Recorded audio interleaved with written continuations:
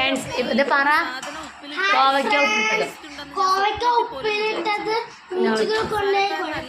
Try ചെയ്ത് നോക്കാൻ പോകുന്നത്. 1 കിലോ നല്ല ഫ്രഷ് കോവയ്ക്ക നന്നായിട്ട് കഴുകി മൂടും തലയും ശകലം വെട്ടി ഈർപ്പം മാക്സിമം കളഞ്ഞെടുക്കണേ. പുളിയുള്ള 2 മാങ്ങ നീളത്തിന് വെട്ടിയെടുക്കാം. നല്ല എരിവുള്ള ഉണ്ടമുളകോ നീളമുള്ള മലക്കറി മുളകോ കുറച്ച് പോന്തിയോ അല്ലാന്നുണ്ടെങ്കിൽ മുറിച്ചോ എടുക്കാം.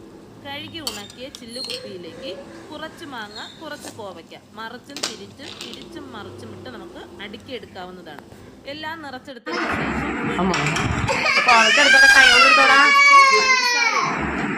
ഓ ആ മുളക് അടിച്ചോടാ ആയിരിക്കണേടാ കോവയ്ക്ക.